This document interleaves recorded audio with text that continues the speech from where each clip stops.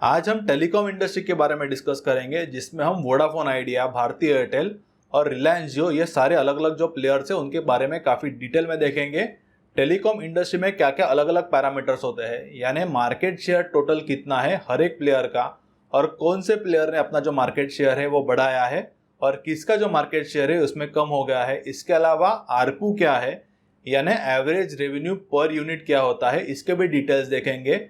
Last 2 years के लिए हम ट्रैक करेंगे कि आरपू में क्या मूवमेंट आई है पर यूनिट के लिए, क्या वो उसमें इंक्रीज हुआ है या उसमें कुछ डिक्रीज हुआ है, और रिसेंटली फिलहाल में इंडस्ट्री में क्या चेंजेस आ रहे हैं या क्या टर्न अराउंड आ रहा है, इस सब के बारे में ये वीडियो में डिस्कस करेंगे।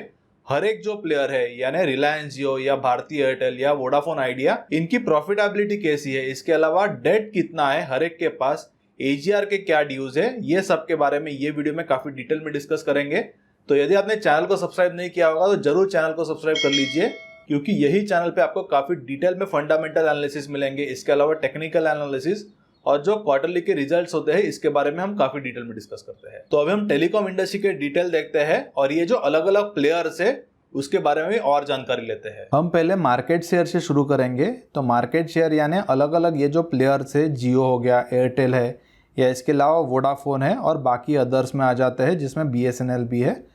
तो इसमें से जो हर एक प्लेयर है उसका कितना टोटल सब्सक्राइबर का बेस है और वो over the period of time उसमें क्या चेंजेस आए हैं, हम जुलाई 2018 टू जून 2020 तक देखेंगे। और यहाँ से आपको काफ़ी क्लियरिटी मिल जाएगा कि यहाँ पर कौन जो है जिसका सबसे ज़्यादा मार्केट शेयर है और कौन सा ऐसा प्लेयर है जिसका जो मार्केट शेयर है वो ओवर द पीरियड कम हो गया है। तो पहले हम जियो से शुरू करेंगे, जिसको मैंने ब्लू कलर में इंडिकेट किया है। तो आप जुलाई 2018 में देखोगे तो जियो का जो मार्केट शेयर है वो सिर्फ 22.46% का था और कंटिन्यूसली यहाँ पर आप देखोगे तो इंक्रीज हुआ है। हर मंथ ने जियो ने अपना जो मार्केट शेयर है उसको इंक्रीज किया है। और फिलहाल में आप देखोगे जो लेटेस्ट डेटा आया था, जून 2020 का लेटेस्ट डेटा है, जिसमें टोटल जो मार्केट शेयर है करंटली जियो का वो इंक्रीज होके 34.82% का हुआ है। यानी यहाँ पे सिग्निफिकेंट इंक्रीज हुआ है, 22% से 32.82 यानी लगभग 35% का हो गया है। यानी लगभग 12 to 13% का यहाँ पे 2 इयर्स में जियो ने इंक्रीज किया है। और ये जब भी इंक्रीज हुआ है तभी बाकी प्लेयर्स का क्या हुआ है वो हम देखते हैं। तो उसके बाद हम एयरटेल देखेंगे। एयरटेल यहाँ पर मैंने ऑरेंज कलर में बताया है। तो एयरटेल का जो मार्केट शेयर था जुलाई 2018 में वो लगभग 29.2% का था और फिलहाल में उनका जो मार्केट शेयर है वो लगभग 27.76% का है। यानी एयरटेल के मार्केट शेयर में ज़्यादा चेंजेस नहीं आया है, सिर्फ 2% का जो मार्केट शेयर है वो एयरटेल ने यहाँ पर लूज़ किया है। तो मेजरली जो मार्केट शेयर आप देखोगे तो जो लूज़ हुआ है वो वोडाफोन और आइडिया का है। वोडाफोन और आइडिया जब भी मर्ज हुआ था तभी आप उनका मार्केट शेयर देखोगे जुलाई 2018 में वो सबसे ज़्यादा था, यानी इंडस्ट्री में आप देखोगे तो सबसे ज़्यादा था, लगभग 36.55% का था। और यहाँ पर आप देखोगे तो ये कंटिन्यूसली डिक्लाइन हुआ है। हर मंथ में जो मार्केट शेयर है वो उनका डिक्लाइन हुआ है और फिलहाल में जो मार्केट शेयर है जो 36.55% का था जुलाई 2018 में वो रिड्यूस होकर आप देखोगे तो 26.75% का हो गया है। यानी वोडाफोन आइडिया का जो मार्केट शेयर है वो लगभग 10% से यहाँ पर डिक्रीज हुआ है। तो ये आप देखो तो काफ़ी इंपॉर्टेंट डेवलपमेंट है टेलीकॉम सेक्टर में। टेलीकॉम सेक्टर के बारे में हम आगे जाके और डिस्कस करेंगे, क्योंकि यहाँ पर कंटिन्यूसली चेंजेस हुए हैं। आप यदि 10 इयर्स पहले ये सेक्टर को देखोगे तो ये जो सेक्टर था वो कम्प्लीटली डिफरेंट था, जहाँ पर जियो भी नहीं था। जियो का जो एंट्री है लगभग वो आप देखो तो 2016-2017 में हुआ और उसके बाद में फिलहाल में ये इंडस्ट्री में सिर्फ 3 प्लेयर्स है, जिसमें आप देखो तो जो वोडाफोन आइडिया है उसको काफ़ी प्रॉब्लम्स फेस हो रहे हैं, क्योंकि उनके जो AGR के ड्यूज है वो भी काफ़ी ज़्यादा है और इसके अलावा कंपनी में काफ़ी डेट भी है। इसके जो डिटेल्स हम आगे जाके देखते हैं। और यहाँ पर ये ग्राफ में बाकी अदर्स का भी मैंने ग्राफ बनाया है, तो यहाँ पर ज़्यादा चेंजेस नहीं हुआ है। जुलाई 2018 में टोटल मार्केट शेयर 11.79% का था, जिसमें BSNL भी आ जाता है या बाकी जो छोटे प्लेयर्स है। इसमें आप देखोगे तो जो टाटा टेली था वो बाद में मर्ज हो गया था भारती एयरटेल के साथ, और बाद में 2018 में जो 11.79% का मार्केट शेयर था अदर सारे प्लेयर मिला के वो भी थोड़ा डिक्रीज हुआ है। फिलहाल में वो 10.67% का है। तो ये जो डिक्रीज है उसका जो बेनिफिट है वो जियो को मिला है। यानी यहाँ पर लास्ट 2 इयर्स में जियो का सबसे ज़्यादा मार्केट शेयर जो है वो उन्होंने गेन किया है और बाकी जो सारे प्लेयर्स है उनका जो मार्केट शेयर है वो आप देखोगे तो यहाँ पे डिक्लाइन किया है। जियो का मार्केट शेयर 2017 में 0% का था और ये 0% से उन्होंने फिलहाल में 34.8 या लगभग 35% का मार्केट शेयर उन्होंने फिलहाल में कैप्चर किया है। तो ये काफ़ी सिग्निफिकेंट अचीवमेंट है जियो के लिए। और फिलहाल में रिलायंस जियो ये मार्केट में यानी टेलीकॉम सेक्टर में मार्केट लीडर है। अभी हम नेक्स्ट देखते हैं जो है आरपू। आरपू इसका मतलब एवरेज रेवेन्यू पर यूनिट, यानी टोटल एक कस्टमर, ये उनकी जो सर्विसेज है टेलीकॉम इंडस्ट्री की सर्विसेज यानी कॉलिंग हो गया या इंटरनेट का यूज हो गया, तो ये एक पर्टिकुलर कस्टमर वो कंपनी के लिए कितना पे कर रहा है। तो यहाँ पे फिर से हम देखते हैं कि जियो का जो टोटल आरपू था वो 156 रुपीज़ था 2018 में, और बाद में यहाँ पर प्राइस वॉर भी हुआ था। हर एक जो प्लेयर था उसकी जो प्राइजेस है वो डिक्रीज कर रहा था क्योंकि उसको मार्केट शेयर चाहिए था। आप पहले देखोगे जब भी रिलायंस जियो चालू हुआ था तभी तो उसने जो डेटा प्लान्स थे वो फ्री में लाए थे, और हम में से काफ़ी लोगों ने मल्टीपल सिम कार्ड्स लिए थे क्योंकि उसका जो डेटा है वो फ्री मिल रहा था। और फिलहाल में आप देखोगे तो ये जो प्राइस वॉर है वो ऑलमोस्ट ओवर हो गया है। फिलहाल में जो सारी कंपनीज है उन्होंने कॉलिंग के लिए भी चार्ज करना शुरू कर दिया है, और मुझे लगता है कि ये जो चार्ज वो कर रहे हैं वो आगे जाके कंटिन्यूसली बढ़ेगा क्योंकि प्राइस वॉर ऑलमोस्ट अभी यहाँ पर ओवर हो गया है और हर एक कंपनी को उनका जो प्रॉफिटेबिलिटी है उस पर फोकस करना है। तो जियो का जो आरपू है वो कंटिन्यूसली डिक्लाइन हुआ था 156 रुपीज़ पर यूनिट से। आप देखो तो मिनिमम वो 120 हो गया था लगभग Q2 2020 में। हर एक क्वार्टर के अकॉर्डिंगली मैंने ये जो ग्राफ्स है आपके साथ शेयर किया है। और बाद में फिलहाल में जो आरपू है जियो का वो 140.3 रुपीज़ का है, और यहाँ पर एक अप ट्रेंड है यानी 120 रुपीज़ से वो इंक्रीज होकर 140.3 हो गया है Q1 2021 में। अभी हम उसके बाद में एयरटेल का देखते हैं। तो एयरटेल का जो आरपू है वो 145 रुपीज़ था Q2 2018 में, वो भी फॉल हो गया था काफ़ी। आप देखोगे तो उसमें डिक्लाइन आया था, 100 रुपीज़ तक चला गया था वो Q2 2019 में, और वहाँ से कंटिन्यूसली यहाँ पर इम्प्रूवमेंट हुआ है। और अभी जो भारतीय एयरटेल का आरपू है वो आप देखोगे तो जियो से भी ज़्यादा है, 157 रुपीज़ का है। पर फिर भी आप देखो तो भारतीय एयरटेल एक लॉस मेकिंग कंपनी है क्योंकि उनके पास सबसे ज़्यादा डेट है। डेट के एग्जैक्ट जो फिगर से हम आगे जाके देखते हैं, और ये जो डेट है उनका जो इंटरेस्ट पेमेंट होता है वो भी काफ़ी ज़्यादा है। और रिलायंस जियो के केस में आप देखोगे तो उनके पास कोई भी डेट नहीं है फिलहाल में, और इसीलिए उनका आरपू तो आगे जाके बढ़ जाएगा। तो यहाँ पर कुछ हद तक जो प्रॉब्लम आ सकता है वो भारतीय एयरटेल को आ सकता है क्योंकि उनकी जो फाइनेंस कॉस्ट है वो काफ़ी ज़्यादा है। और सबसे वर्स्ट आप देखोगे तो वो वोडाफोन आइडिया को हिट हुआ है। वोडाफोन आइडिया का आरपू 2018 Q2 में आप देखोगे तो 132 रुपीज़ का था, उसमें डिक्लाइन होके वो आप देखोगे Q2 2019 में 88 रुपीज़ का हो गया। और फिलहाल में उसमें थोड़ा इम्प्रूवमेंट आया है क्योंकि कंप्लीट ये जो सेक्टर है उसमें टर्न अराउंड हुआ है। यहाँ पर काफ़ी लॉसेस लिए हैं वोडाफोन आइडिया और एयरटेल ने, और फिलहाल में उनका ज़्यादा और कैपेसिटी नहीं है लॉसेस लेने के लिए क्योंकि जो बैलेंस शीट है वो ऑलरेडी काफ़ी वीक हो चुकी है। और यहाँ पर और कुछ समय के लिए प्राइस वॉर कंटिन्यू होता है तो वोडाफोन आइडिया को सस्टेन करना ये इंडस्ट्री में काफ़ी डिफिकल्ट हो जाएगा क्योंकि उनके पास सबसे ज़्यादा आप देखोगे तो डेट भी है, और जो टोटल AGR के ड्यूज है वो भी उनके पास सबसे ज़्यादा है जो उनको नेक्स्ट 10 ईयर्स में पे करना है। और फिलहाल में आप देखोगे तो उनका जो आरपू है वो 114 का है, यानी तीनों प्लेयर से सबसे कम जो आरपू है एवरेज रेवेन्यू पर यूनिट वो वोडाफोन आइडिया का ही है।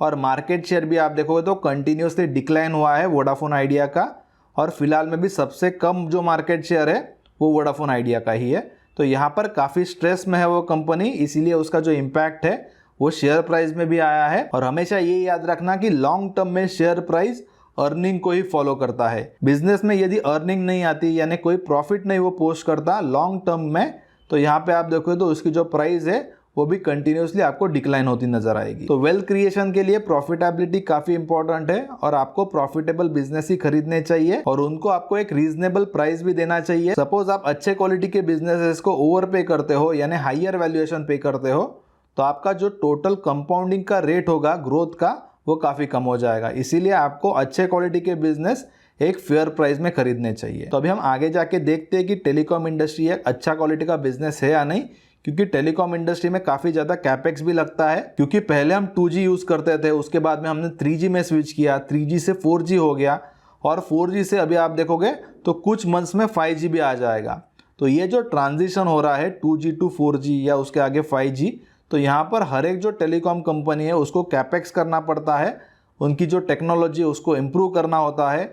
जब भी नेक्स्ट आप देखोगे तो जनरेशन आता है, यानी जब भी 5G आएगा तब ये जो सारे प्लेयर्स है उनको गवर्नमेंट से स्पेक्ट्रम जो है वो खरीदना पड़ेगा। तो टेलीकॉम ये कैपेक्स इंटेंसिव इंडस्ट्री है, जो प्रॉफिटेबल होगा या जो फंड रेस कर पाएगा फ्यूचर में, वही ये जो इंडस्ट्री है उसमें सर्वाइव कर सकता है। और इसमें वोडाफोन आइडिया को सर्वाइव करना फिलहाल में काफ़ी डिफ़िकल्ट है। उसके बाद में हम देखते हैं कि रिलायंस जियो का जो प्रॉफिटेबिलिटी है वो ईयर ऑन ईयर उन्होंने कैसे इम्प्रूव किया है। ये स्पेसिफिकली रिलायंस जियो का चार्ट है। तो हम 2017 से शुरू करेंगे। 2017 में उनके जो ऑपरेशंस है वो एक्चुअल में शुरू हुए थे, उसमें आप उनका टोटल रेवेन्यू देखोगे तो वो लगभग 599 करोड़ का था। और 2017 में रिलायंस जियो ने ईबिट लेवल पे लॉस पोस्ट किया था 52 करोड़ का। उसके बाद में कंटिन्यूसली उनका जो बिजनेस है उसमें इंप्रूवमेंट आया, उन्होंने उनका जो मार्केट शेयर है उसमें कंटिन्यूसली इंक्रीज किया। 2018 में उनके रेवेन्यूज आप देखोगे तो लगभग 24,000 करोड़ के हो गए, जिसमें उनको 3,174 करोड़ का प्रॉफिट हुआ। इसके बाद में उनकी प्रॉफिटेबिलिटी आप देखो तो और बढ़ गई, रेवेन्यूज भी बढ़ गए। रेवेन्यू इंक्रीज होके 46,506 करोड़ के हो गए 2019 में, और ईबिट आप देखोगे तो 8,784 का हो गया। लास्ट ईयर में उनने सबसे ज़्यादा उनके जो रेवेन्यूज है वो पोस्ट किए थे, जो 69,605 करोड़ के हैं। ये जो टोटल रिलायंस इंडस्ट्रीज में से जियो का पोर्शन है उसका मैं यहाँ पर डिस्कस करता हूँ। अलग अलग उनके डिवीजन है, इसमें पेट्रोकेमिकल का अलग डिवीजन है, रिलायंस जियो का अलग डिवीजन है। इसके अलावा आप देखोगे तो उनका रिटेल का भी एक सेक्शन है। तो ये सारे जो सेक्शंस है वो आपको उनके जो रिजल्ट पोस्ट करते हैं उसमें जाके देखना है कि सेगमेंट वाइज उनका क्या प्रॉफिटेबिलिटी है, वहाँ से मैंने ये नंबर्स लिए हैं। तो 2020 में उन्होंने जो ईबिट पोस्ट किया है वो आप देखोगे तो वो 14,634 करोड़ का उन्होंने पोस्ट किया था। और इसमें उनका जो मार्जिन है ईबिट लेवल का वो उन्होंने 21% का पोस्ट किया है। और टेलीकॉम सेक्टर में रिलायंस जियो ये ऐसा सिंगल प्लेयर है टोटल तीनों प्लेयर में से जो प्रॉफिटेबल प्लेयर है फिलहाल में। Q1 2021 का जो रिजल्ट आया था उसमें भी आप देखोगे तो उन्होंने प्रॉफिट पोस्ट किया है ईबिट लेवल पे। रेवेन्यू उन्होंने लगभग 21,300 करोड़ का पोस्ट किया है, और जो टोटल ईबिट है वो 4,700 करोड़ का पोस्ट किया है। और ईबिट मार्जिन आप देखोगे तो वो 22% का उन्होंने पोस्ट किया है, यानी काफ़ी स्ट्रॉन्ग प्लेयर है। आप देखोगे तो रिलायंस जियो, बाकी जो प्लेयर्स है उसमें आप देखोगे तो रिलायंस जियो आने के बाद उनका जो प्रॉफिटेबिलिटी है वो रिड्यूस हो गया। इसके बारे में हम आगे जाके देखेंगे। और बाकी दोनों प्लेयर्स के पास डेट है जो रिलायंस जियो के पास नहीं है, और ये काफ़ी एक बड़ा आप देखोगे तो एडवांटेज है। रिलायंस जियो के जो AGR के ड्यूज है वो भी उन्होंने पे कर दिए थे, क्योंकि वो काफ़ी कम थे कंपेयर टू वोडाफोन आइडिया और भारती एयरटेल। अभी हम देखते हैं कि भारती एयरटेल की ईयर ऑन ईयर क्या प्रॉफिटेबिलिटी उन्होंने पोस्ट किया है। तो यहाँ पे आप उनके रेवेन्यूज देखोगे तो रेवेन्यूज में ज़्यादा कोई चेंजेस नहीं आया है, रेवेन्यू लगभग स्टेबल ही है। 2018 में उन्होंने 82,600 करोड़ के पोस्ट किए थे, बाद में 80,700, और 2020 में 87,500 करोड़ के पोस्ट किए थे। पर सबसे इंपॉर्टेंट यहाँ पे आप उनका प्रॉफिटेबिलिटी देखोगे, प्रॉफिट बिफोर टैक्स या प्रॉफिट आफ्टर टैक्स के लेवल पर, तो उन्होंने 2018 में लगभग 1,100 करोड़ का प्रॉफिट जो है उन्होंने पोस्ट किया था प्रॉफिट आफ्टर टैक्स लेवल पे, जो 2019 में डिक्रीज होकर 400 करोड़ का हो गया। और 2020 में उन्होंने सबसे बड़ा लॉस पोस्ट किया था जो 32,183 करोड़ का है। और Q1 2021 का जो रिजल्ट आया था उसमें आप देखोगे तो उनका जो लॉस उन्होंने पोस्ट किया है वो लगभग 15,933 करोड़ का है। तो यहाँ पर आप देखोगे तो भारती एयरटेल का जो सिचुएशन है वो फिलहाल में थोड़ा वीक है, इसके बारे में हम आगे जाके डिस्कस करेंगे। अब भारती एयरटेल का डेट देखोगे तो 2018 में उनका डेट 95,000 का था, और फिलहाल में Q1 2021 में वो जो डेट है वो इंक्रीज होके 1,16,540 करोड़ का हुआ है। ये जो इंडस्ट्री है वो तीन ही प्लेयर का इंडस्ट्री है, और जैसे कि मैंने आपको पहले बताया कि फिलहाल में जो इंडस्ट्री है उसमें प्राइस वॉर जो था वो ऑलरेडी खत्म हो चुका है। और यहाँ पर ये जो टेलीकॉम इंडस्ट्री है वो नेक्स्ट 3 या 5 साल में काफ़ी अच्छी तरीके से प्रॉफिटेबल हो जाएगा। और इसीलिए आप देखो तो भारती एयरटेल फिलहाल में लॉस मेकिंग कंपनी है, पर फिर भी मार्केट उनको काफ़ी हाई वैल्यूएशंस दे रहा है। तो इसका रीज़न ये है कि मार्केट को ये एक्सपेक्टेड है कि प्राइस वॉर फिलहाल में ख़त्म हो गया है, और आगे जाके ये जो कंपनी होगी वो काफ़ी अच्छी तरीके से प्रॉफिट पोस्ट कर सकती है। इसके बाद में अभी हम वोडाफोन और आइडिया के जो डिटेल्स है वो देखते हैं। तो वोडाफोन और आइडिया का रेवेन्यू आप देखोगे तो रेवेन्यू में कोई चेंजेस नहीं है ज़्यादा। 2017 में उनका जो रेवेन्यू है वो लगभग उन्होंने 35,000 करोड़ का पोस्ट किया था, जो फिलहाल में आप देखो थोड़ा इंक्रीज होकर 44,000 करोड़ का हुआ है, 44,700 करोड़ एग्जैक्टली। पर उनके जो प्रॉफिटेबिलिटी है उसमें मेजर हिट हुआ है। 2017 में टोटल प्रॉफिट आफ्टर टैक्स यानी जो लॉस था, आफ्टर टैक्स का लॉस, वो 831 करोड़ का था। जो 2018 में आप देखोगे तो वो और इंक्रीज हो गया, लगभग 4458 करोड़ का हो गया। 2019 में वो 14,000 का हो गया और 2020 में सबसे ज़्यादा लॉस पोस्ट किया है उन्होंने, आप देखो तो 73,000 करोड़ का लॉस पोस्ट किया है। और इसके वजह से उनकी जो टोटल बैलेंस शीट है वो आप देखोगे तो वो भी काफ़ी वीक हुई है, क्योंकि यहाँ पर कंपनी के पास बहुत ज़्यादा डेट है। उसके कंपैरिजन में उनकी जो इक्विटी है वो काफ़ी कम हो गई है, बुक वैल्यू कम हो गई है, क्योंकि यहाँ पर उन्होंने कंटिन्यूसली लास्ट 2 या 3 ईयर से लॉस पोस्ट किया था और 2020 का जो लॉस है वो बहुत ज़्यादा था। इसके अलावा जो करंट का रिजल्ट आया है Q1 2020 का, उसमें भी आप देखोगे तो उन्होंने लगभग 11,600 करोड़ का उन्होंने लॉस पोस्ट किया। आप वोडाफोन और आइडिया का डेट देखोगे तो उनके पास 50,000 करोड़ का डेट था 2017 में, जो फिलहाल में इंक्रीज होकर लगभग 1,15,500 करोड़ का हो गया है। यानी उनकी जो बैलेंस शीट है वो काफ़ी वीक हो गई है, प्रॉफिटेबिलिटी रिड्यूस हो गई है। इसके अलावा उनके पास AGR के ड्यूज भी है, डेट है। तो सारा जो प्रेशर है वो फिलहाल में वोडाफोन और आइडिया में है। और यहाँ पर जो बाकी प्लेयर्स है यानी रिलायंस जियो या इसके अलावा भारती एयरटेल, ये और कुछ समय के लिए प्राइस वॉर करते हैं। तो यहाँ पर वोडाफोन और आइडिया को डिफेंड करना यानी सस्टेन करना काफ़ी डिफिकल्ट हो जाएगा। तो हमें आगे जाके देखना होगा कि वोडाफोन और आइडिया के साथ क्या होता है। पर यहाँ पे कुछ इंटरेस्टिंग चीज़ भी है जो उनके प्रमोटर्स को पता है, इसीलिए उन्होंने AGR के जो ड्यूज़ है वो पे किए हैं।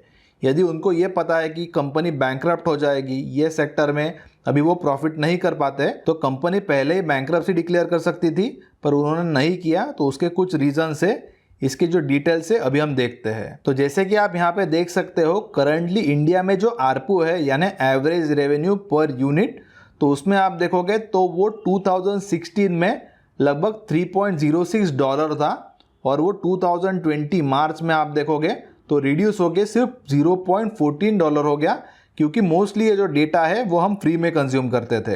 क्योंकि रिलायंस जियो ने ये ट्रेंड चालू किया था जब भी उन्होंने लॉन्च किया था, क्योंकि उनको मार्केट शेयर यहाँ पे कैप्चर करना था। और 0% मार्केट शेयर से उन्होंने लगभग 3 ईयर्स में जो मार्केट शेयर है वो 35% का मार्केट शेयर गेन किया है। और तभी आप देखोगे तो मार्केट शेयर जब भी वो गेन कर रहे थे तभी मोस्टली जो डेटा है वो फ्री में दे रहे थे, और धीरे धीरे करके उन्होंने जो डेटा की प्राइजेस है वो आप देखोगे तो करंटली इंक्रीज किया है, और आगे जाके भी आप देखोगे तो वो कंटिन्यूसली इंक्रीज करेंगे डेटा की प्राइस। इंडिया के कंपैरिजन में आप बाकी कंट्रीज में देखोगे, जैसे कि रशिया हो गया, तो यहाँ पर जो एवरेज रेवेन्यू पर यूनिट है वो $0.56 का है, चाइना में 0.65, ब्राज़ील में उससे ज़्यादा है, और सबसे ज़्यादा आप देखो तो यूएस में लगभग $3.83 पर 1 GB डेटा कंजम्पशन के लिए है। तो जैसे मैंने आपको पहले बताया कि वोडाफोन और आइडिया को यदि बैंकरप्सी डिक्लेयर करना था तो वो पहले ही कर देते थे, पर उन्होंने नहीं किया, क्योंकि उनको पता है क्योंकि इंडिया में जो एवरेज रेवेन्यू पर यूनिट है वो काफ़ी कम है कंपेयर टू बाकी सारी कंट्रीज।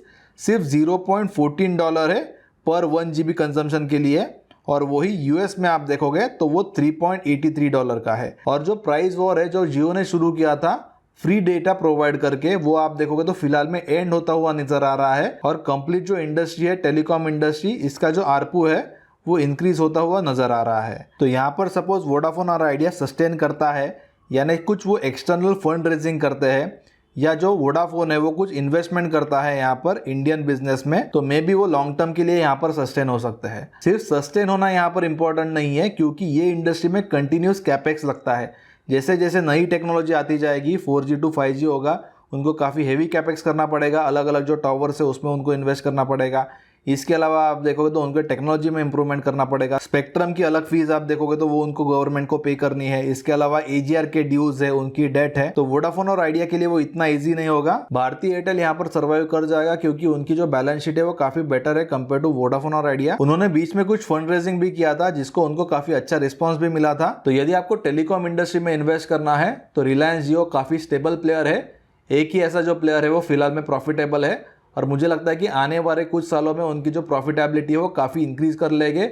उनका जो मार्केट शेयर है वो भी कंटिन्यूसली वो इंक्रीज हो रहा है। इसके अलावा जो ARPU है वो भी आगे जाके इंक्रीज होने लगेगा।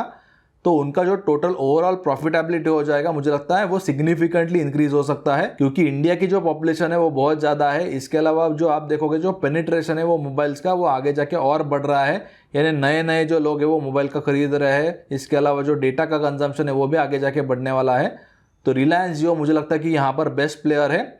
आपको थोड़ा यदि कुछ रिस्क लेना है तो भारती एयरटेल के साथ आप ले सकते हो, पर वोडाफोन आइडिया पे मुझे लगता है कि काफी बड़ा रिस्क हो सकता है उनको। वो यहाँ पर मे भी सस्टेन कर सकते हैं यदि वो कुछ एक्सटर्नल फंडिंग करते हैं तो, पर ये स्टॉक में इन्वेस्ट करके वेल्थ क्रिएट करना मुझे लगता है कि काफी डिफिकल्ट हो सकता है या काफी वो रिस्की हो सकता है। यदि आप बहुत ही एग्रेसिव इन्वेस्टर हो और आपको पर्टिकुलर अमाउंट का यहाँ पर रिस्क लेना है तो यहाँ पर आप ले सकते हो, पर मैं यहाँ पर रिकमेंड नहीं करूंगा। पर यहाँ पर मेरा जो सजेशन होगा वो रिलायंस जियो का ही होगा, क्योंकि रिलायंस जियो काफी स्टेबल कंपनी है और फ्यूचर में काफी बड़ी ग्रोथ यहाँ से आ सकती है, क्योंकि रिलायंस में उन्होंने जो डिजिटाइजेशन का प्रोसेस शुरू किया है वो काफी लंबे समय तक आप देखो तो ग्रो हो सकता है। तो यहाँ पर आप कौन सा स्टॉक आपके पोर्टफोलियो में होल्ड कर रहे हो, क्या आप भारती एयरटेल कर रहे हो या रिलायंस इंडस्ट्रीज कर रहे हो, या आपने रिस्क लेके वोडाफोन और आइडिया जो है वो आपने होल्ड किया है, इसके रिलेटेड आप मुझे नीचे कमेंट में लिख के बता सकते हो। इसके अलावा आपको कोई स्पेसिफिक क्वेश्चन होगा टेलीकॉम इंडस्ट्री के बारे में तो वो भी आप मुझे नीचे कमेंट में लिख के बता सकते हो। यदि आपको कोई अलग स्टॉक के बारे में डिटेल एनालिसिस चाहिए होगा तो उसके रिलेटेड भी जो स्टॉक का नाम है या कोई पर्टिकुलर सेक्टर का नाम आप मुझे नीचे कमेंट में लिख के बता सकते हो, ताकि उसके रिलेटेड मेरा जो एनालिसिस है वो मैं आपके साथ शेयर कर सकूं। ये जो मैंने एनालिसिस किया ऐसे जो नोटिफिकेशंस है वो आपको आगे जाके भी मिलते रहे, और ये वीडियो आप आपके फ्रेंड्स के साथ भी जरूर शेयर कीजिए ताकि ये जो सारा नॉलेज मैंने शेयर किया है उससे उनको भी बेनिफिट मिल सके।